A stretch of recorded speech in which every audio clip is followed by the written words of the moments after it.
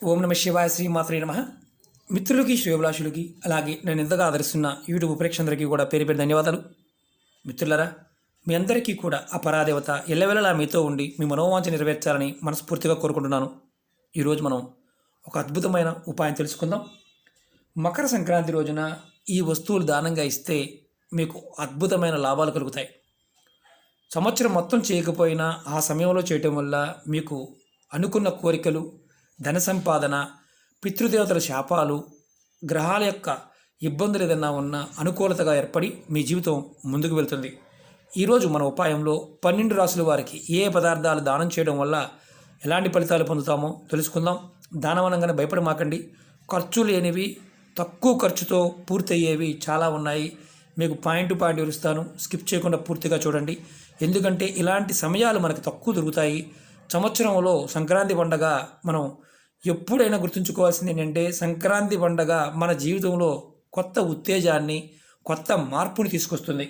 ఎందుకంటే మనకి సంక్రాంతి పండగ జనవరి 14 గురువారం నాడు వచ్చింది. దక్షిణాయనం పూర్తయి ఉత్తరాయణ కాలం స్టార్ట్ అవుతుంది. అంటే సూర్యుడు ఉత్తర దిక్కుకు రావడం మొదలవుతుంది.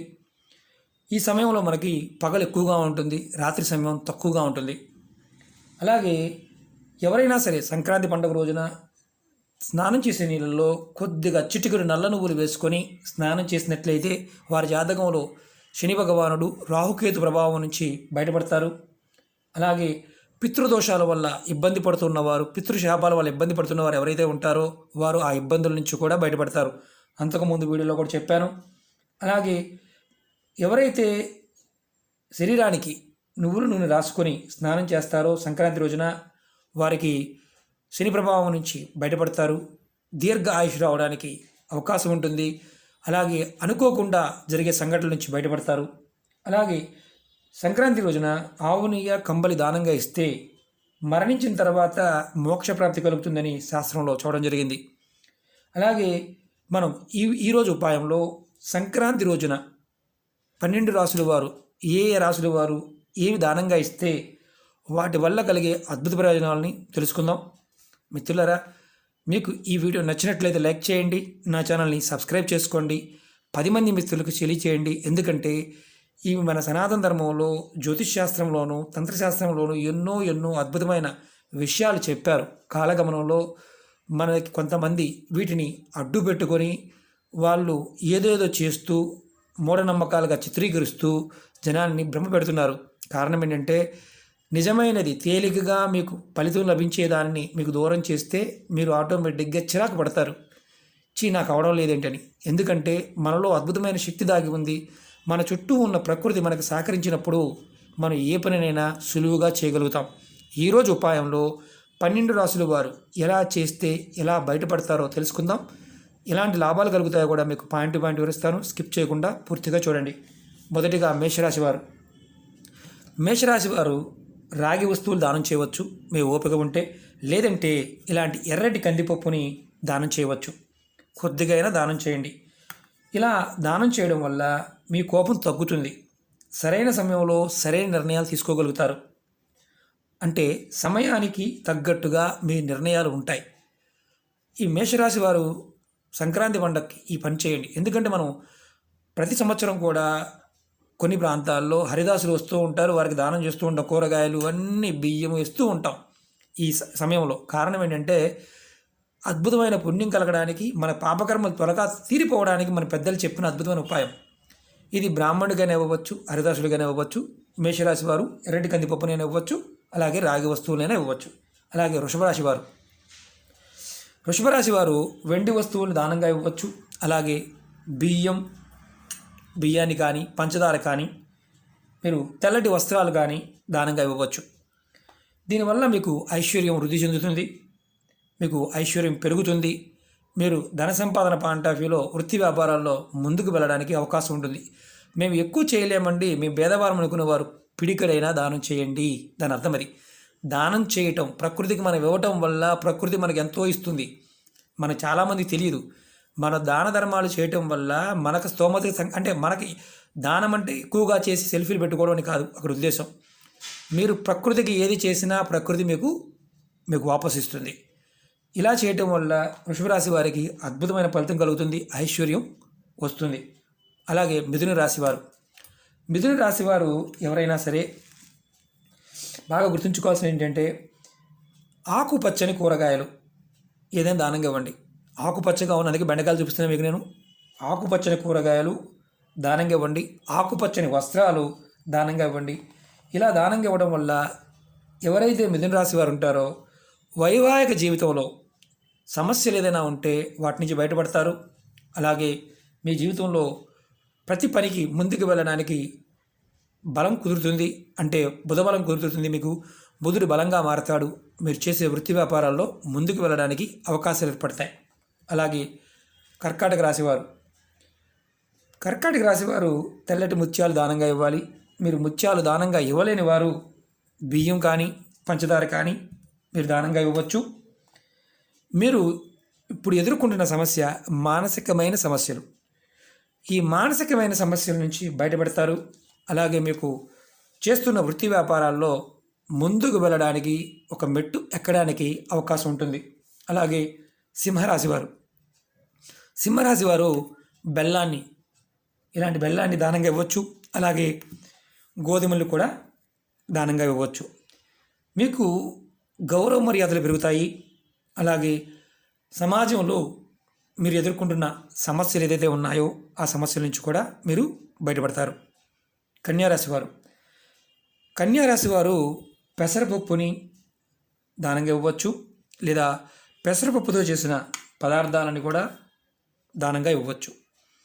మీరు ఈ సంవత్సరం వ్యాపారాల్లోనూ అలాగే ధన సంబంధ విషయాల్లో సమస్యలు ఎదుర్కొంటూ ఉంటే మీకు ఆ సమస్యలు తొలగిపోతాయి. ఈ సంవత్సరం మొత్తం మీకు ధనం వస్తూనే ఉంటుంది. ప్రయత్నపూర్వకంగా చేయండి. అలాగే తులారాశివారు, తులారాశివారు 7 రకాల పప్పు ధాన్యాలు, అంటే కందిపప్పు, పెసరపప్పు, మినపప్పు, అలాగే ఈ ఇందుట్లో ఉన్న రకరకాల పప్పులు ఉన్నాయి, పచ్చెనగపప్పు, పల్లిపప్పు, ఇలాంటి వాటిలో 7 రకాల పప్పులు మీరు దానంగా ఇవ్వండి. మీకు ఈ సంవత్సరం అనారోగ్య సమస్యలు ఏదైతే ఉంటాయో వాటి నుంచి బయటపడతారు, ఆరోగ్యవంతులు అవుతారు. తీరని సమస్యలు ఏదైనా ఉంది అంటే అది తీరుతాయి. దానమిచ్చి చెక్ చేసుకోండి. ఇది బ్రాహ్మణులకు ఇవ్వచ్చు, హరిదాసులకు ఇవ్వచ్చు, దానం మన గుళ్ళో ఉన్న పంతులు గారు కూడా ఇవ్వవచ్చు. కొద్ది కొద్దిగా మీకు ఓపికని బట్టి 50 గ్రాములైనా ఇవ్వండి, తప్పులేదు, మీ ఓపికని బట్టి. అలాగే ధనుసు రాశి వారు బంగారం కానీ ఇత్తడి వస్తువులు కానీ దానంగా ఇవ్వచ్చు. మనకు అంత ఓపిక లేనప్పుడు పసుపు వస్త్రాలు దానంగా ఇవ్వచ్చు. మీకు పసుపు వస్త్రాలని దానంగా ఇవ్వడం వల్ల మీకు సూర్యబలం పెరుగుతుంది. అలాగే మీరు అనుకున్న ప్రతి పని నెరవేరుతుంది.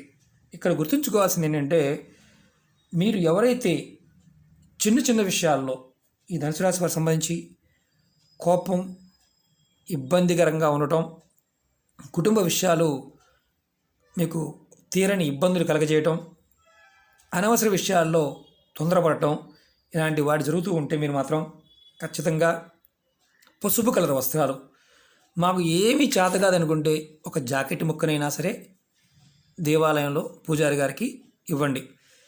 ఇది ఎవరికైనా ఇవ్వవచ్చు, దానంగా ఇవ్వవచ్చు. దానివల్ల ఎలాంటి ఇబ్బంది ఉండదు, అది కూడా పండగ రోజున. అలాగే మీరు ఇలా చేయడం వల్ల గురుబలం పెరుగుతుంది. అలాగే మీకు అనుకున్న పని, ప్రతి పని కూడా పూర్తవడానికి మార్గాలు తెలుస్తాయి. అలాగే మకర రాశి వారు, మకర రాశి వారు నల్లటి కంబల్ని దానంగా ఇవ్వవచ్చు. అలాగే నల్లటి నువ్వుల్ని దానంగా ఇవ్వచ్చు. మీకు శని మార్గదర్శనం జరుగుతూ ఉన్న, శని దోషాలతో ఇబ్బంది పడుతూ ఉన్న మీరు త్వరగా బయటపడతారు. చేస్తున్న పనుల్లో ఆటంకాల నుంచి కొంతవరకు మీకు ఇబ్బందులు తొలగి అనుకూలత ఏర్పడుతుంది. అలాగే కుంభరాశి వారు, కుంభరాశి వారు ఆవు నెయ్యిని లేదంటే మామూలు నెయ్యినైనా సరే గుడిలో దానంగా ఇవ్వండి. మీరు నువ్వులతో చేసిన పదార్థాలు, ఆహార పదార్థాలు ఉంటాయి కదా, పిండి వంటలు కానీ ఇలాంటివి మీరు చేసిన పదార్థాలు ఎవరికైనా ఇవ్వచ్చు. మీరు జీవితంలో ఎదుర్కొంటున్న అనేక సమస్యలు, కష్టాల నుండి బయటపడతారు.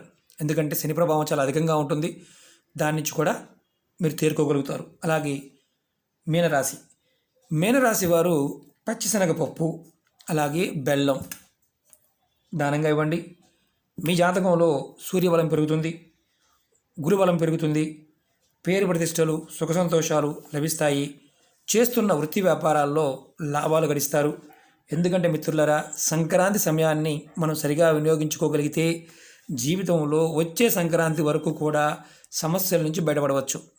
ఎందుకంటే సూర్యుడు దక్షిణం నుంచి ఉత్తరం రావడం మొదలవుతుంది. మనకి ప్రత్యక్ష దైవం సూర్యుడు.